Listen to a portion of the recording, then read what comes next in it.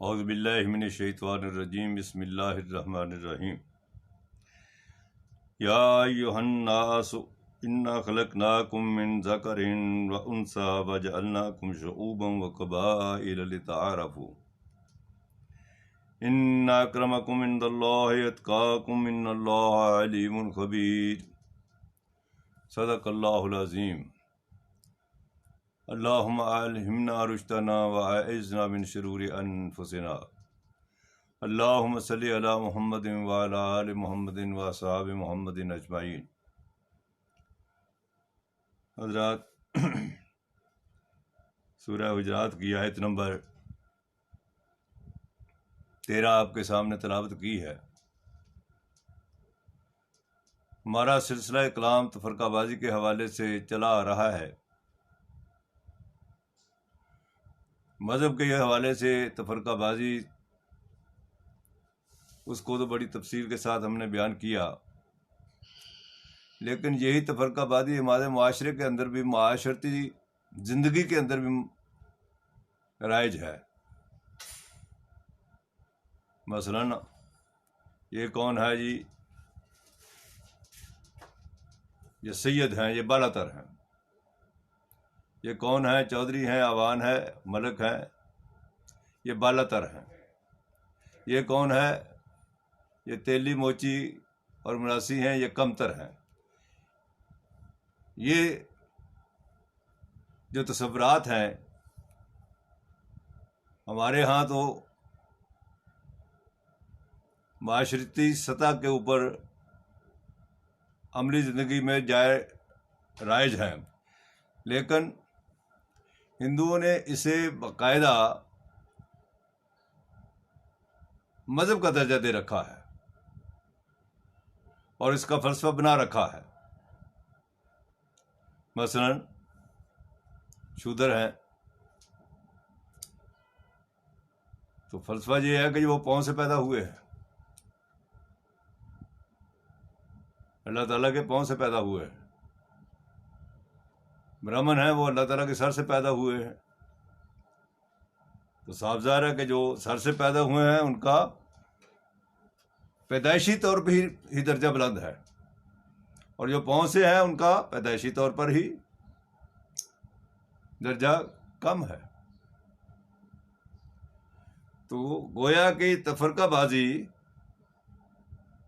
نہ صرف مذاہب میں ہے بلکہ معاشرے کے اندر بھی ہے، اور اسی کی بنیاد پر انہیں زندگی میں آگے ترقی کرنے کے مواقع ملتے ہیں۔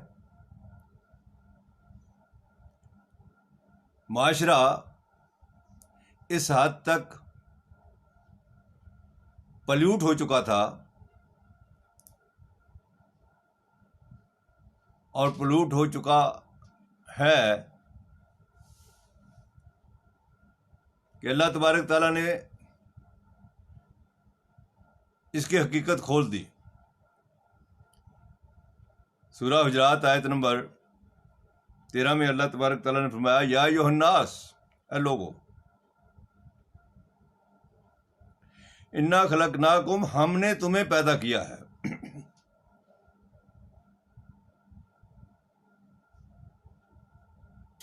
من ذکر و انثی، ایک مرد سے اور ایک عورت سے۔ تمہارے پیدا ہونے کا ذریعہ ایک مرد اور ایک عورت ہے۔ کوئی سورج بنسی نہیں ہے، کوئی شمس بنسی نہیں ہے۔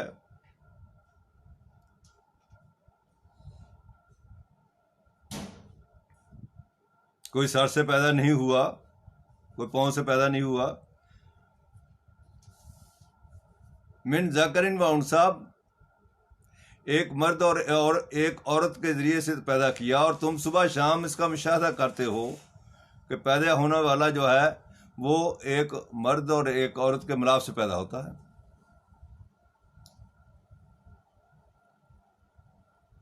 دوسری جگہ پر اللہ تبارک تعالیٰ نے فرمایا پیدا ہونے کے حوالے سے ہی، یہاں تو ایک عمومی تذکرہ کر دیا کہ مرد اور عورت سے پیدا ہوا، اس کی تفصیل قرآن مجید میں کئی جگہوں پر ہے، ایک بیان کر دیتا ہوں۔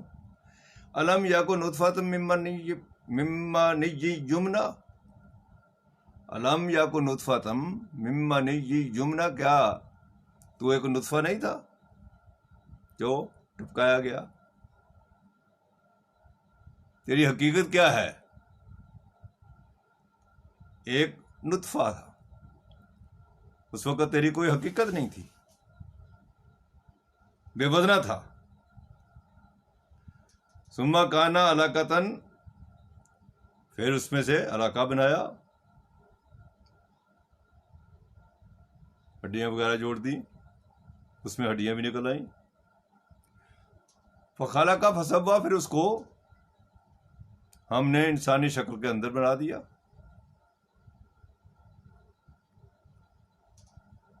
یہ اس پروسیس کا اظہار کیا جا رہا ہے، بتایا جا رہا ہے، اور یہ سب انسانوں کے لیے یہی طریقہ ہے. لہذا اس نقطۂ نگاہ سے سب برابر ہیں، پیدائش کے نقطۂ نگاہ سے سب برابر ہیں، کوئی بالا تر نہیں ہے اور کوئی کم تر نہیں ہے. یہ جو تصورات پوری دنیا کے اندر مختلف انداز میں، بالخصوص انڈو پاک کے اندر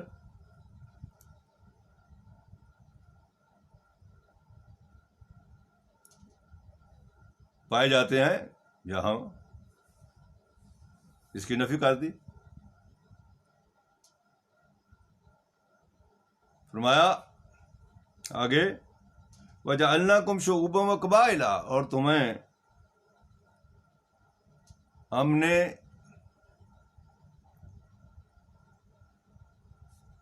قبائل میں اور گروہوں میں، ہاں جی،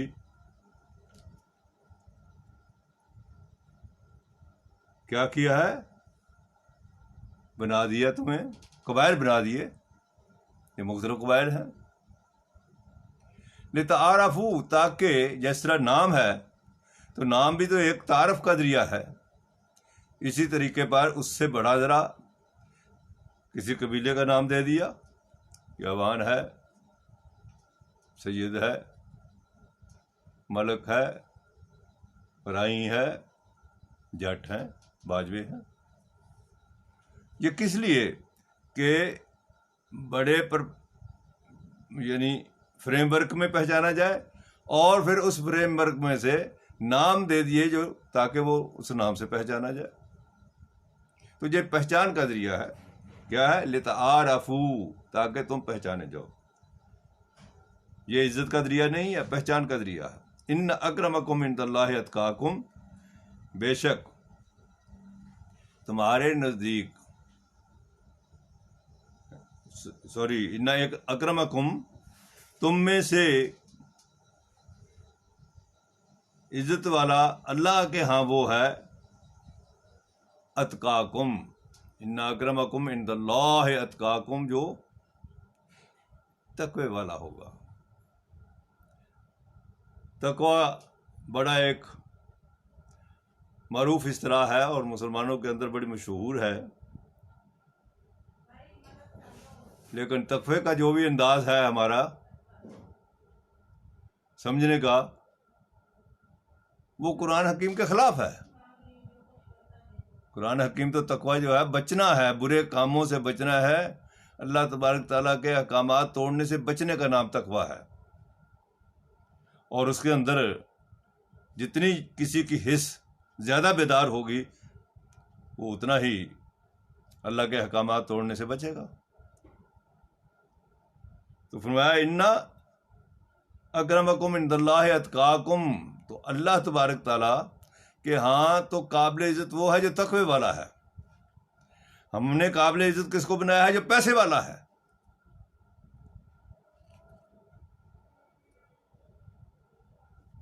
اس حقیقت کو اللہ تبارک تعالیٰ نے واضح کیا ہے. فرمایا ان اللہ علیم خبیر، اللہ تبارک تعالیٰ خوب جانتا ہے اور وہ خبردار بھی ہے کہ تم کتنے پانی میں ہو، تمہاری اصل اور حقیقت کیا ہے. لہذا تفرقہ بازی نے معاشرے کے اندر بھی جو اونچ نیچ کی تفرقہ بازی کی ہے، یہ ان اسلامک ہے اور اللہ تبارک تعالیٰ کے ہاں مطلوب نہیں ہے، اللہ تعالیٰ کے ہاں مغضوب ہے۔ اسی اونچ نیچ کو ختم کرنے کے لیے اللہ تبارک تعالیٰ نے حضور اکرم صلی اللہ علیہ وسلم کو بھیجا، اور انہیں شروع ہی میں یہ حکم دے دیا کہ آپ فکو رقبہ، یہ اونچ نیچ کی وجہ سے جو ایک دوسرے کی گردنیں جو ہیں وہ ایک دوسرے کے ہاتھوں میں آئی ہیں، قابو میں آئی ہیں، ان کو چھڑاؤ، معاشی طور پر، سیاسی طور پر اور علمی طور پر۔ فک و رقبہ، گردنوں کو چھڑانا۔ حضور اکرم صلی اللہ علیہ وسلم کا منصب جو تھا وہ گردنوں کو چھڑانا تھا۔ حضور اکرم صلی اللہ علیہ وسلم نہ نماز لے کر کے آئے، نماز بعد میں آئی، پہلے سے دین حنیف میں موجود تھی۔ پہلا حکم ہے اقرا کا، علم حاصل کرو اور انہیں بتایا جائے کہ حقیقت کیا ہے۔ یہ جو تم لوگوں نے جبر اور ظلم کا نظام بنا رکھا ہے یہ 100% غلط ہے، اس کو توڑنا ہے، اور توڑا۔ ظالم اور جابر اپنے مفادات آسانی سے چھوڑنے کے لیے، وعظ و تبلیغ سے چھوڑنے کے لیے تیار نہیں ہوتے، نہ حضور اکرم صلی اللہ علیہ وسلم کے دور میں ہوئے، اور اسی وجہ سے 105 جنگیں لڑنا پڑی، جن میں 28 وہ غزوات ہیں جن میں خود سرور کونین صلی اللہ علیہ وسلم نے ہاتھ میں تلوار پکڑی، اس لیے کہ ظالم کو اس کے ظلم سے روکنا ہے، اس کی سرکوبی کرنی ہے۔ دین کے پھیلانے کے لیے، اسلام کی اشاعت کے لیے کوئی جنگ نہیں ہوئی۔ لا اکراہ فی الدین قد تبین الرشد من الغی، بالکل واضح حکم آ چکا ہے، دین کے اندر کوئی جبر نہیں ہے۔ کسی کو کافر، کسی کو مسلم نہیں بنایا جا سکتا، یہ ہر شخص کی اپنی ذہنی کیفیت ہے، قلبی کیفیت ہے۔ حق بیان کرو، جو جی چاہے قبول کر لے، جو جی چاہے نہ قبول کرے، معاملہ اللہ کے ہاں ہے۔ جب اللہ تبارک تعالیٰ نے حضور اکرم صلی اللہ علیہ وسلم سے فرما دیا کہ تیرے بس میں ہدایت دینا نہیں ہے، لیس علیک ان ھداھم،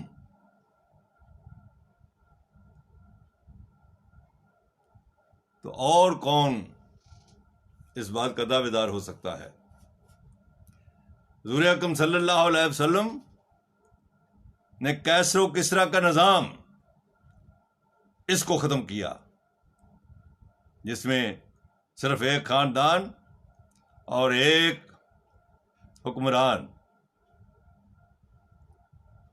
یہی اصلی شہری تھے، باقی سارے کے سارے نقلی تھے، غلام تھے۔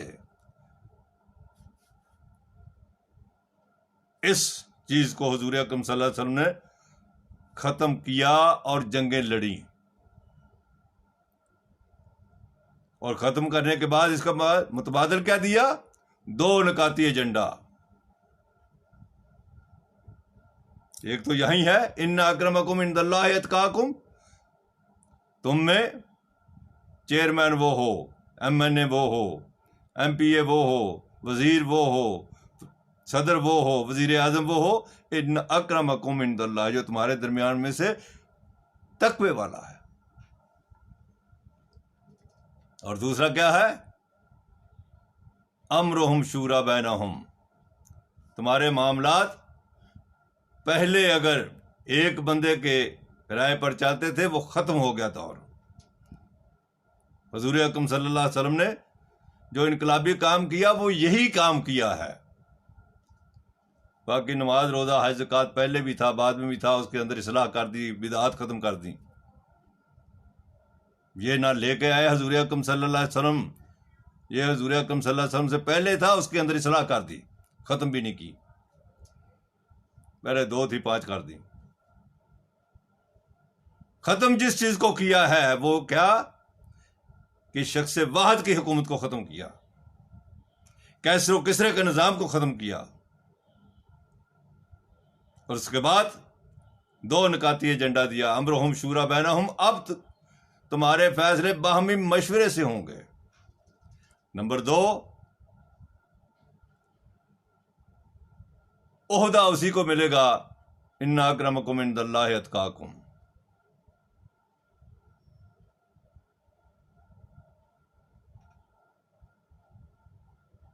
لیکن یہ خلافت راشدہ کا نظام چلا کر کے بھی دکھا دیا، خود حضور اکرم صلی اللہ علیہ وسلم کی جو حکومت 10 سال رہی اور اس کے بعد خلافت راشدہ کی رہی، یہ بالکل انہی اصولوں کے اوپر چلتی رہی۔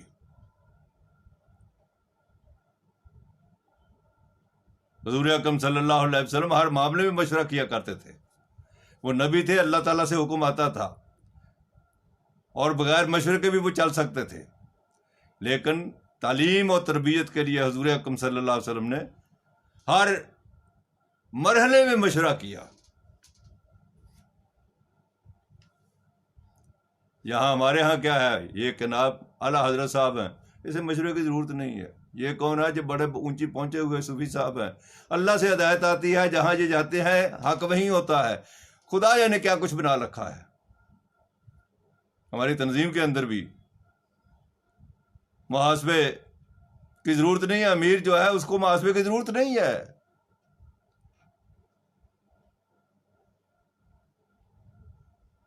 جس کا نتیجہ کیا ہے